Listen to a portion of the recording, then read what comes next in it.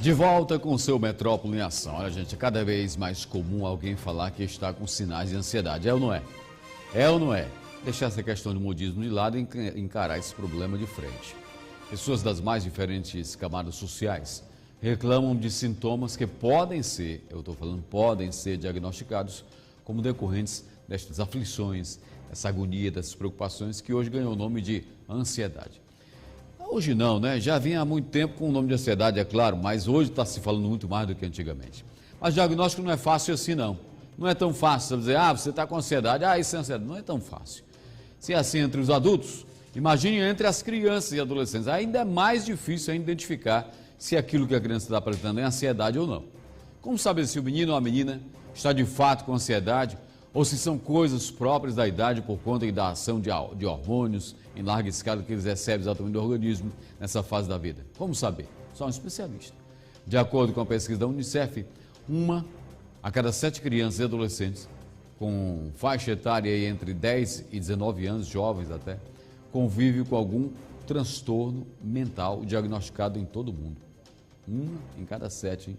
Isso são dados mundiais, segundo a Unicef. Sobre o assunto, eu converso agora com o clínico geral e médico da família, o doutor Lucas Ito. Doutor Lucas, bom dia, doutor.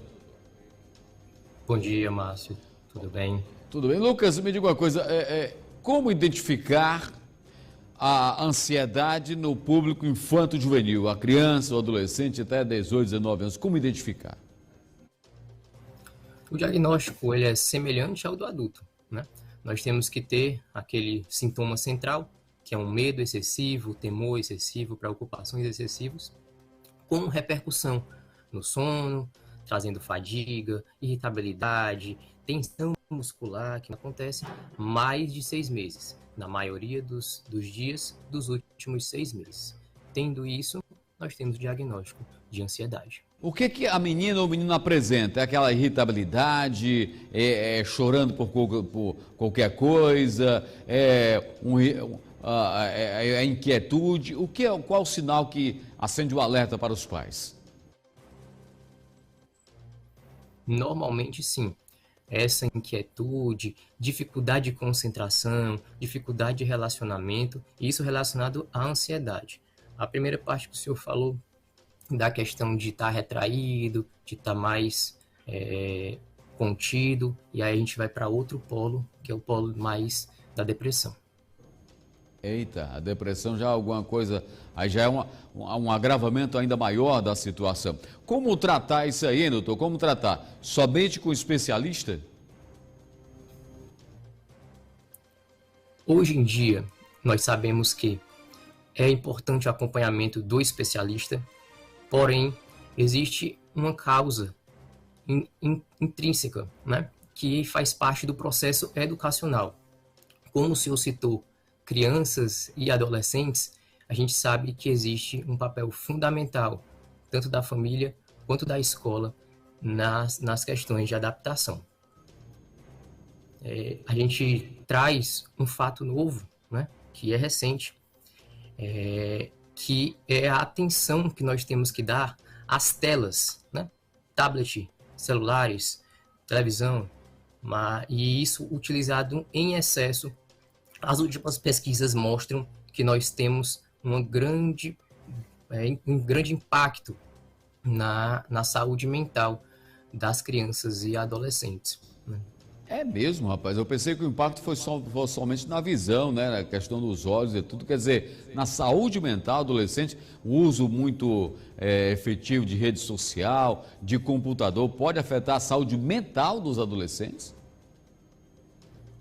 Pode sim, pode. Isso é o que a gente tem visto nos últimos anos e nós temos tentado orientar pais, principalmente, né? Aqueles acompanhantes, os médicos e também os outros profissionais da área da saúde que orientem a questão do uso de telas. O uso da criança maior do que 4 anos tem que ser limitado a no máximo 2 horas por dia, né? E isso já deve estar caindo. E até 4 anos é zero telas. E a gente vê muitas crianças e adolescentes com um vício, né, nas telas, principalmente celular e tablet, e isso gera sim um processo ansioso. Você pode observar vai vendo essas crianças que utilizam muito esses dispositivos eletrônicos e vai ver que no final vai ter um impacto. As crianças vão apresentar muitos sintomas ansiosos. E se for maior que 6 meses, diagnostica com ansiedade mesmo. Meu Deus do céu, eu nunca ouvi falar em ansiedade em criança tão nova, assim, 4 anos, 3 anos de idade. Agora, olha, então você está assistindo o programa aí, olha só, seu filho aí tem 3 anos, 4 anos, tudo mais, 2, 3 anos, nada de dar o celular para ele ficar naquele joguinho lá, porque eu já vi muita criança, o pai e a mãe, o menino está se danando, quer que o menino fique quieto, aí dá lá o celular, acessa um jogo, dá lá o celular, o menino fica mexendo exatamente no joguinho lá e fica lá viciado naquele joguinho. Nada disso, você está prejudicando a saúde mental, não é só a visão, é a saúde mental da sua criança. Então, doutor, quer dizer que deve-se a isso o fato de que só agora a gente está falando tanto desse assunto de ansiedade, de depressão entre os adolescentes, deve-se ao fenômeno celular? Também, mas não só isso, né? A gente tem estudado nos últimos anos que a gente tem visto somente o corpo, né? E esquecido da alma. Muita gente, né? Muitos médicos, inclusive psicólogos e estudiosos da área da saúde mental, têm visto que depois que abandonamos o conceito de homem integral, de uma forma integral, como corpo, mente e alma, nós temos aumentado o número de diagnósticos, porque se esquece que o ser humano ele tem que ser visto de forma integral.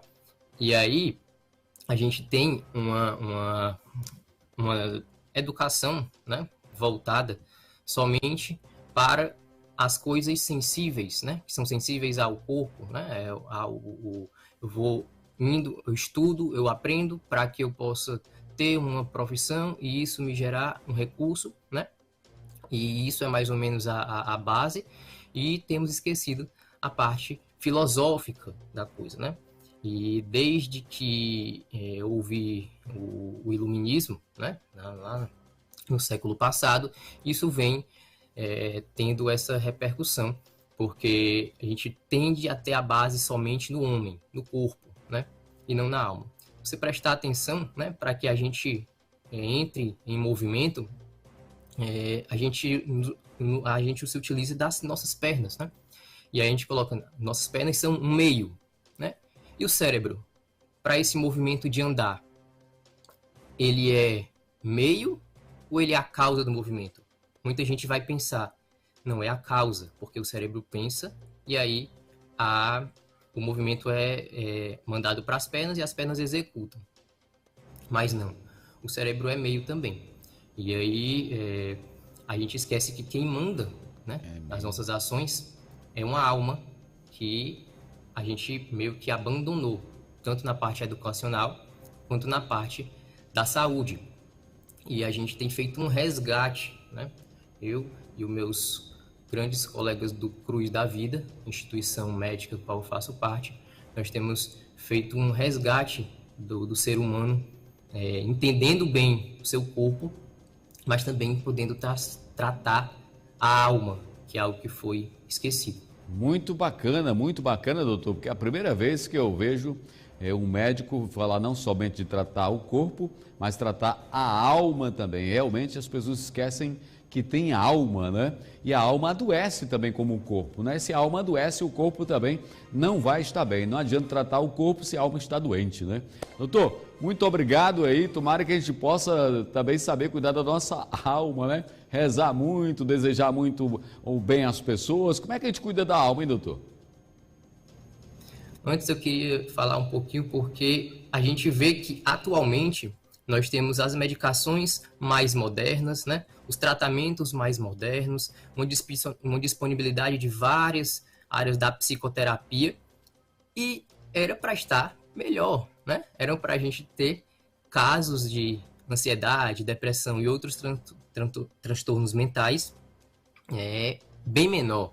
E o que a gente vê é o contrário, né? Existe um aumento, os últimos dados mostram que foi feita uma pesquisa no Rio Grande do Sul, na população geral brasileira, mais de 60% da população brasileira tem diagnóstico fechado para transtornos depressivos graves, né? Incluindo ansiedade e depressão. Então a gente tem que fazer uma mudança dessa via, que não só com medicação, que não só uma terapia que hoje é empregada, né, que a gente chama de terapia da felicidade, você tem que buscar a felicidade a qualquer custo, mas a gente tem que olhar esse globo, essa alma, de forma diferenciada. E se eu puder fazer uma colocação, a gente tem buscado um aprendizado multidisciplinar com filósofos, psiquiatras, psicólogos, né, padres, inclusive, que acompanham todo esse nosso caminhar na saúde mental. Okay. Tem sido muito bom. Ok. Então vai ser. Vamos fazer o seguinte, doutor. Já não tem mais tempo, a gente já estourou totalmente o tempo da nossa entrevista. Vamos colocar essa pauta aí para a gente tratar do nosso próximo assunto. Como tratar da sua alma? Como tratar da sua alma é a nossa próxima pauta para falar com o senhor que é médico, e é a primeira vez que eu vou falar com um médico, conversar com um médico falando sobre a alma e não sobre o corpo, tá certo? Mas fica para a próxima oportunidade para a gente aprofundar esse assunto. Bom dia para você, obrigado aí pela participação. Bom dia, Márcio, um abraço. Um abraço.